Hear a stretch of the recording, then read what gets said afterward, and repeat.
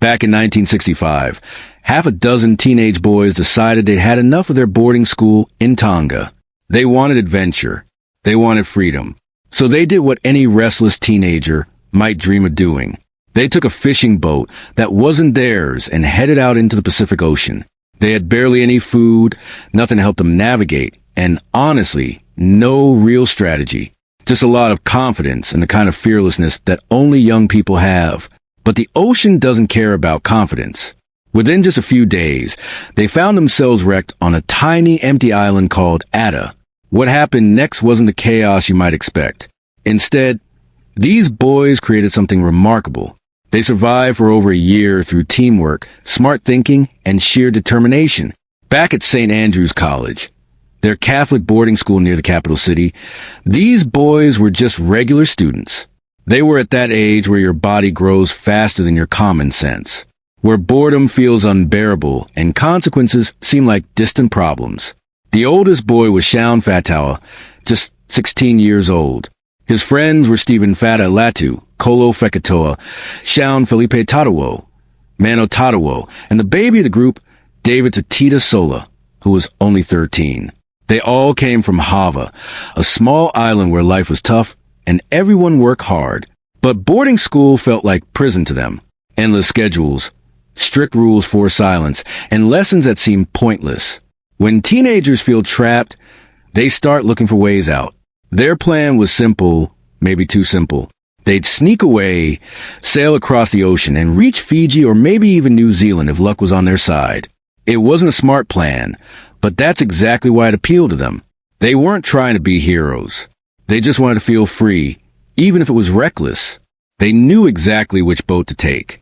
A local fisherman named Tananila, Uhila owned it, and the boys didn't like him much. He was grumpy and bossy, the kind of adult that kids naturally rebel against. One evening, they put their plan into action. They quietly took his boat and slipped out of the harbor. Nobody noticed. Nobody stopped them. They were just 6 kids on a small boat, heading into the unknown with way too much confidence. For supplies, they packed 2 bags of bananas, some coconuts, and a small gas burner. That's it. No map, no compass, no navigation tools whatsoever. Their plan for finding their way: hope for the best, look at the stars, and assume the ocean would be kind to them. At first, everything seemed fine. The weather was good. The water was calm. They sailed into the darkness feeling that electric thrill of doing something they absolutely shouldn't be doing. The cool night air felt amazing. The gentle rocking of the boat made them drowsy. One after another, they fell asleep. That simple decision almost cost them their lives. A storm hit hard and fast. The ocean turned violent. They woke up to waves crashing over them, to wind that sounded alive and furious. David, the youngest one, would later laugh about how the older boys only brought him because he actually knew how to sail. But when the storm hit, even his skills weren't enough. He fought with the sail, but the wind just ripped it to pieces like it was tissue paper. Then their rudder snapped off. They couldn't steer anymore. The boat just became floating wreckage with 6 terrified boys clinging to it. For 8 straight days, they drifted aimlessly. There's something uniquely cruel about being surrounded by water when you're dying of thirst. Water stretches endlessly in every direction, but you can't drink a single drop. Their food disappeared fast. Their mouths became painfully dry and cracked. They learned to watch the sky like their life depended on it. Because they did. When rain finally came, it wasn't much. They broke open coconuts and used the shells as makeshift cups, desperately catching whatever drops they could. They divided the water carefully, showing a discipline their teachers would have been shocked to see. One tiny sip when the sun came up, another when it went down. Fishing seemed like the obvious answer, but the equipment they had was useless. The ocean wasn't going to give up its food easily. Hunger and thirst broke them down to nothing but raw feeling. The burn of salt on skin, the relentless sun, the sick feeling in their stomachs, muscles cramped from holding on too long. On day 8, something appeared in the distance. Land. Atta Island. From far away, it looked like they were saved. Up close, it looked like a nightmare of rocks, cliffs, and sharp coastline. Atta is mostly steep mountains with sides that drop off dangerously. Getting onto the island wasn't gentle. It was violent. The boys crashed their destroyed boat onto the rocks. They got beaten up badly, covered in cuts and bruises. The boat fell completely apart. But they made it. They were alive. Getting fully onto the island took them about a day and a half. The ocean holds onto you even after it's done trying to kill you. When they finally dragged themselves onto solid ground and collapsed, they were too exhausted to feel anything except relief. They found a cave and crawled inside to sleep. The island had a dark history. Long ago, families had lived there. They had gardens, animals, a whole community. Then slave traders came and took everyone away. The island was left empty, haunted by what had happened. But the boys weren't thinking about any of that. They were focused on one thing: not dying. Sione and Stephen, the two oldest boys, naturally became the leaders. Though leadership on a deserted island isn't about being popular. It's about staying calm and knowing what needs to be done. One focused on practical stuff: what to do next, where to look for things, how to organize their days. The other one kept everyone's spirits up, led them in prayer, reminded them that giving up was not an option. They prayed together regularly, not because prayer would magically build shelter or create water, but because it helped them deal with their fear. These boys knew almost nothing about surviving in the wilderness. They'd grown up in modern Tonga, surrounded by people, stores, regular life. On Ada, their old life felt like a distant dream. The island didn't care that they were students. It only cared if they could learn fast enough to stay alive. They found a small rocky overhang and made crude beds underneath it. It wasn't comfortable, but it protected them from the elements. Water was still their biggest problem. They carved out hollows in tree trunks so rainwater could slowly collect inside them. It was a homemade water storage system that took days to gather even a little bit worth drinking. Coconuts helped, but not nearly enough. When you're desperate, you do things you never imagined. The boys climbed the dangerous cliffs to catch seabirds. They needed them not just for meat, but for liquid. When water was scarce, they drank the bird's blood. Without any way to make fire, they ate the meat raw. This wasn't romantic or adventurous. It was grim, basic survival. Fire became their main goal. Every single day, they tried to create it. The method was brutally basic, rubbing wood against wood over and over. They scraped and dragged and rubbed until their hands were covered in blisters, until they'd see a tiny bit of smoke that gave them hope, then watch that hope die. And the next day, they'd start all over again. Fire meant more than just warmth and cooked meals. Fire was a signal that any passing ship might see. Fire was proof they were still human, still fighting. As weeks became months, they learned an important lesson. Survival is so much easier when you're not constantly fighting with the people around you. Sure, they argued sometimes. Hunger and stress and fear make people snap at each other. But when tempers got hot, they walked away from each other instead of making things worse. They didn't hold grudges. They apologized when they were wrong. They shared responsibilities fairly. Nobody got special treatment, and nobody was left to struggle alone. When Stephen had a terrible accident and broke his leg falling off a cliff, it could have been a death sentence. They had no medical supplies, no doctors, no painkillers. But Kolo took charge. He set the broken bone as carefully as he could, using sticks as a splint and strips of cloth to hold everything in place. They all took care of Stephen during the long, painful recovery. When he could finally stand up and walk again, it felt like a victory for all of them. Meanwhile, the island had surprises waiting. As they explored further, they climbed to the top of one of the flat mountains and found ruins from the old village. There they discovered plants they could eat, things like yucca and other vegetables. Even more amazing, they found chickens. These were wild descendants of the birds that the original villagers had left behind years ago. The chickens had multiplied on their own. The boys started catching them at night, turning it into a fun game to keep their morale up. Eventually, they managed to capture and keep about 200 chickens.